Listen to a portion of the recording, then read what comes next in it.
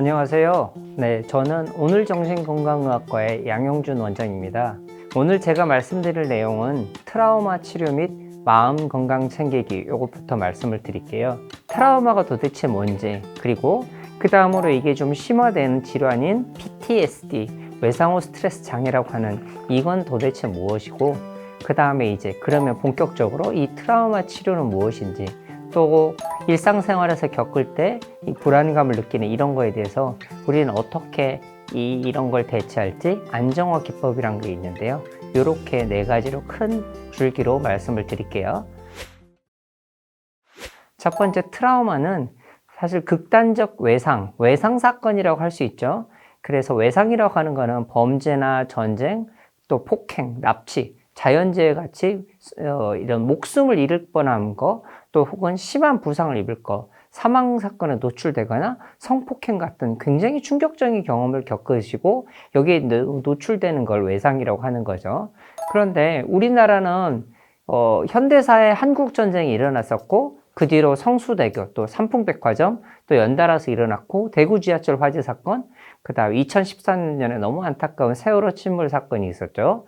그리고 최근에도 또 지금 코로나 이런 상황으로 인해서 다들 힘들어 하시는 분들이 트라우마를 겪을 수도 있었겠죠. 그런데도 불구하고 나는 그래도 뭐 이런 거 갖고 상관없는 사람 같은데 이렇게 얘기를 하시지만, 아까 말씀드렸던 사회적인 트라우마 자체도 우리에게 어떤 마음속에 깔려 있어서 이런 것들이 우리한테 영향을 끼치기도 하고요. 이렇게 커다란 이런 사건만을 트라우게 하기 전에도 어린 시절의 기억이나 부모님에게 받았던 마음의 상처, 이런 것들이 부모님들은 기억 못 하시고 너 아직도 그 소리냐라고 할 수 있지만, 이것 때문에 힘들어하는 젊은이들이 많다고 할 수 있습니다. 그러면 이런 것들이 소위 말해서 큰 트라우마가 아니라 작은 트라우마들이 모여서 만들어진 멀티플 트라우마, 그 복합적인 트라우마라고 할 수 있는데요. 이렇게 반복적인 트라우마로 말미암아서 이로 인해서 복잡한 이런 심리적 문제를 가지게 된 겁니다. 그러면 이런 트라우마가 우리에게 어떤 영향을 끼치는지 보면, 이런 신체적인 학대나 혹은 성적인 학대, 심리적 학대로 구별할 수 있는데, 내가 꼭 아니라 가까운 가족이 어머니가 아버지한테 맞거나 혹은 형제자매가 심하게 맞는 걸 목격하는 것도 트라우마가 될 수도 있고, 이런 자주 인격적인 모욕을 당한다거나 위협을 받거나 이런 부분들이 또 심리적인 학대라고 할 수 있습니다. 또한 약물이나 알코올 중독 부모를 목격하거나 혹은 부모로부터 제대로 돌봄을 받지 못하는 것도 문제가 될 수 있는데, 이런 걸 통틀어서 우리는 아동기의 부정적 경험이라고 말하기도 합니다.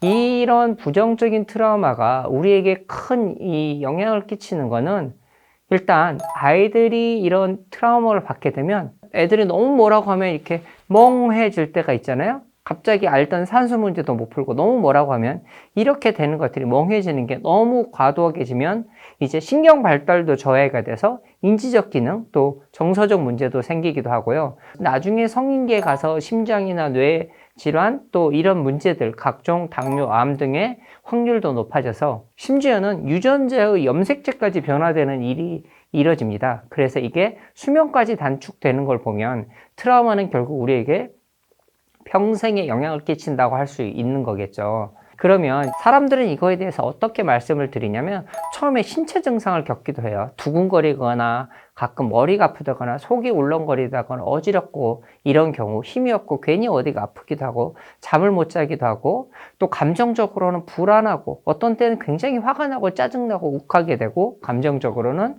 눈물 나고 아무것도 못하겠고 기운도 없고 이런 무기력해진 것을 겪을 수 있습니다. 그래서 이런 경우들이 이제 심각해지면 외상후 스트레스 장애, 소위 PTSD라고 하는 이런 병적인 반응을 우리가 보일 수 있는데요. 이 PTSD는 전형적인 네 가지 증상들이 있습니다. 첫 번째는 자꾸 원하지 않는 외상 사건이 자꾸 떠오릅니다. 이 떠오르고 꿈에도 나타납니다. 이 재경험을 하게 되는 게 왜 문제냐면, 그때 겪었던 그 정도의 힘든 감정이나 기억들이 몸에 그대로 나타나고 머릿속에 너무 힘들게 또 나타납니다.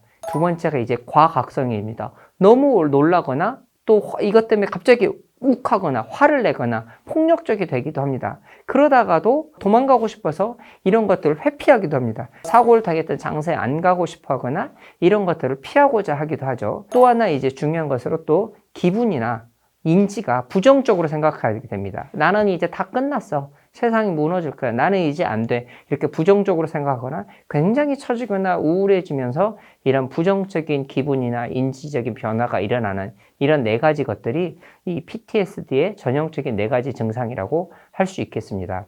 심각했던 분, 각색을 해서 말씀드리면 47세 남자분이었는데 교통사고가 나서 굉장히 심각해지셨어요.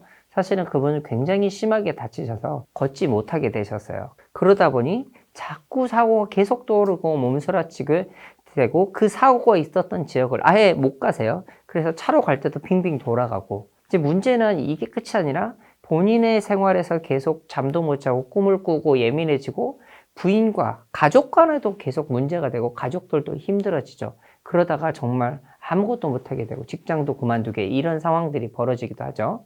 또 성폭행을 당했던 이 17살 어린 여자 학생 친구는 엄마 아빠한테도 처음에는 얘기도 못하다가 갑자기 집에서 짜증내는 일도 많아지고 괜히 뭐해도 울고 공부도 못하고 학교도 안 가게 되고 이런 일들이 벌어지기도 하고 학생으로서는 복통이나 두통 같은 이런 걸 호소하기도 합니다. 말을 못하고 이런 경우들도 있습니다. 또 우리나라 소방공무원분들 같은 경우는 남자다워야 되니까 정신과 가는 게 뭐 네가 약해서 그렇지만 실제로 그렇지 않습니다. 사고 현장이나 이런 걸 처음 접했던 119 구급대원이나 경찰분들이 너무 힘들어서 실제로 일반인들에 비해서 PTSD 증상을 너무 겪어서 자살까지 극단적인 선택을 하는 분들도 많습니다. 그럼 이 PTSD는 나중에 되면 굉장히 좀 어려운 질환일 수 있는 게 이게 해소되는데 치료되는데 3년 이상 걸리기도 합니다. 또 겪으셨던 분 중에 반 이상은 만성적인 경과를 겪기도 하기 때문에 조기에 개입돼야 될 이유가 충분히 있습니다. 그러면 이제 우리의 이런 트라우마에 관해서 어떤 핵심적인 원칙이 있습니다. 첫 번째, 생존자가 자신이 실제로 트라우마에서 살아남았다는 사실을 인식하는 겁니다. 근데 이것도 조심해야 될 게 어떻게 초반기에는 이렇게 말씀드리면 승질내요. 야, 너 그만하길 다행이지.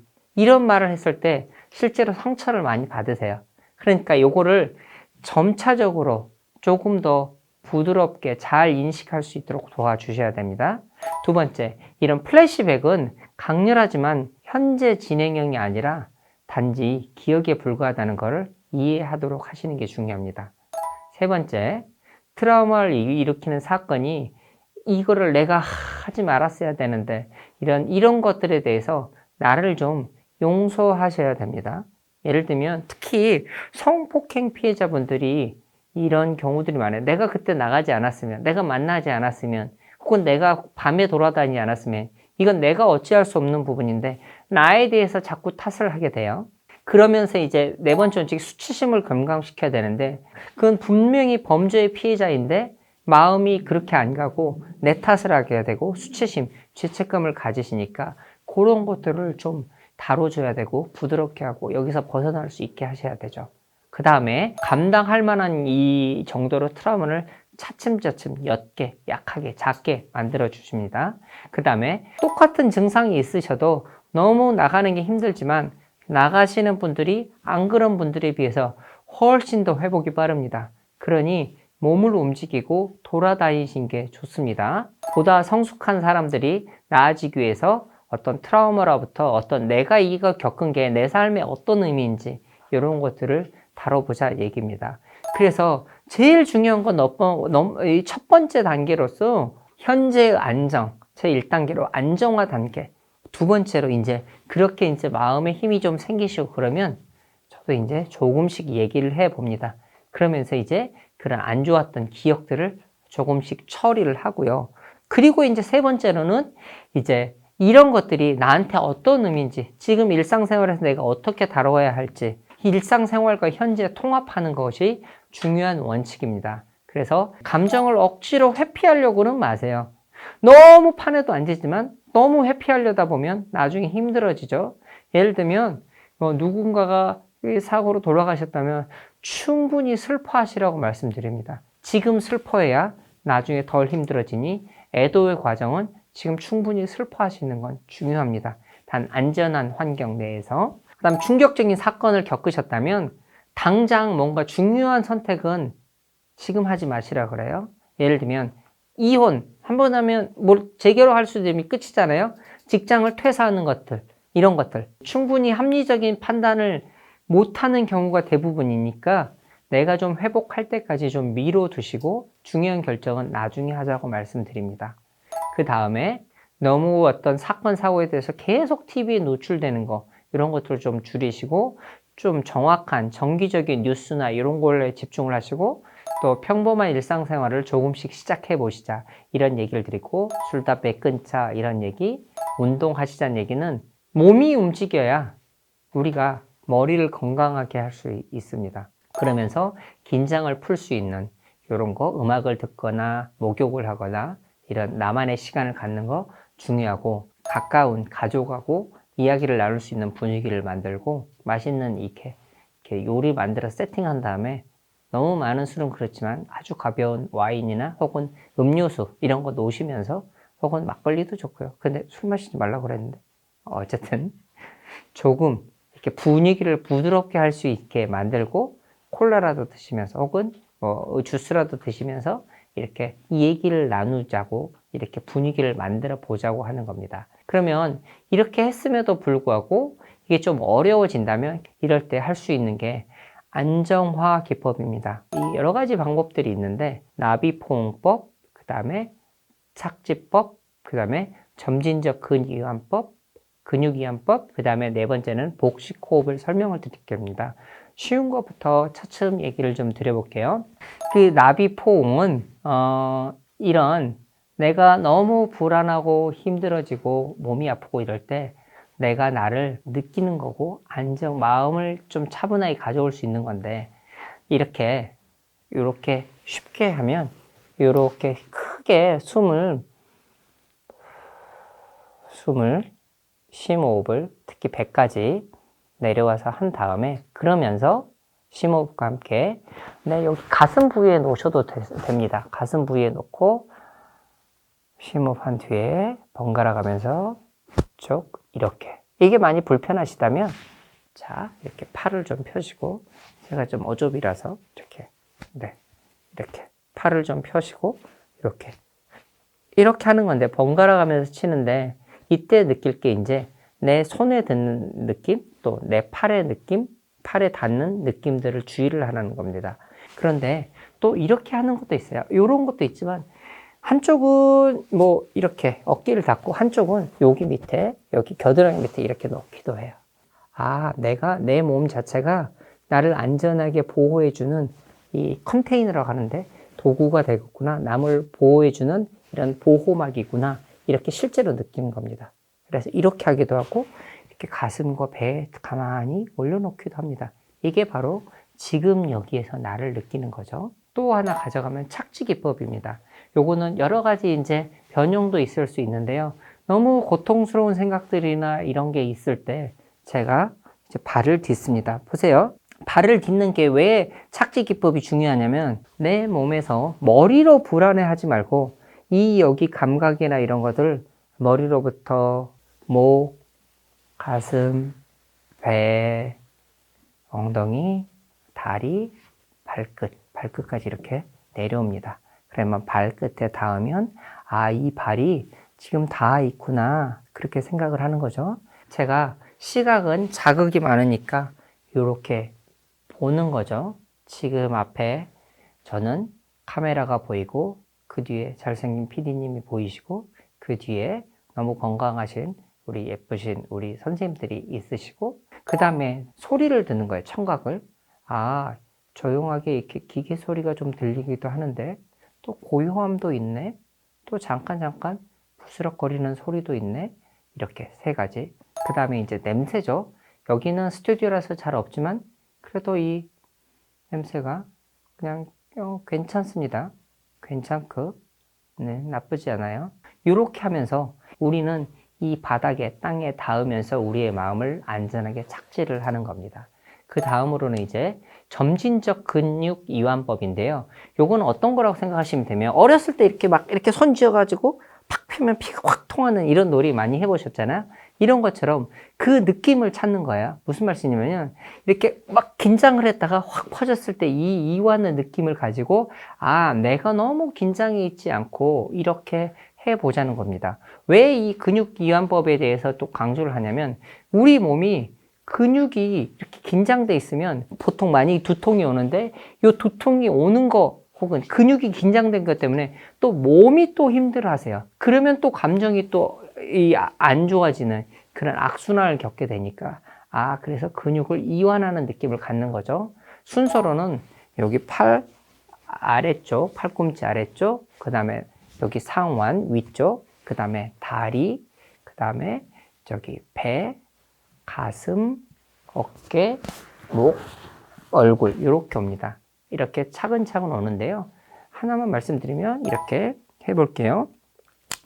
자, 이제 시작을 할 때 이렇게 팔을 힘껏 하나, 둘, 셋, 넷, 다섯 이렇게 근육을 했다가 편하게 이렇게 이완을 시킵니다. 내려놓으셔도 좋고요. 아, 이때의 느낌을 하나, 둘, 셋, 넷, 다섯, 여섯, 일곱, 여덟, 아홉, 열 이렇게 해서 팔, 그 다음에 이렇게 이 팔목 여기에서 했다면 이번에는 이렇게 굽혀서 여기 상완의 느낌을 찾고 그 다음에 다리를 찾고 배를 이렇게 넣어서 배 근육을 찾고 가슴을 이렇게 펴서 가슴 근육을 느끼고 그 다음에 이제 어깨를 이렇게 목 위로 올려서 어깨의 느낌, 그 다음에 이 턱을 이렇게 당겨서 목의 느낌, 그 다음에 얼굴을 오므려서 못난이 얼굴처럼 이렇게 해서 얼굴을 5초 동안 긴장했다가 풀어주는 거. 이런 것들을 세트로 해서 내가 편해질 때까지 차분하게 해보시면 됩니다. 근데 제가 가장 많이 강조드리고 싶은 거는 사실은 저는 복식호흡입니다. 실제로 외래에서 이 복식호흡을 많이 말씀을 드리기도 하는데요. 특히 이런 PTSD가 아니라 요즘 공황장애 겪고 있는 분들도 많이 있으시죠. 신체적인 증상으로 몸 불안해가지고 어쩔 줄 모를 때 이 분들도 효과가 많이 알려져 있습니다. 복식호흡은 이렇게 됩니다. 사실은 이렇게 편하게 기대에 앉아가지고요. 눈을 감으시면 좋지만 뜨셔도 좋습니다. 보통 이제 처음 하시면 그냥 손을 얹고요. 왼손을 가슴에 얹으시고 오른손을 배에 얹으시면 제가 배가 보이게 이렇게 돌아보면 이렇게 했을 때 배를 왼쪽은 가만히 있고 배를 이렇게 부풀린다고 생각하시면 됩니다. 잠깐 내쉬었다가 들이마시면서 시작하는데 들이마시는 거는 코로 들이마십니다.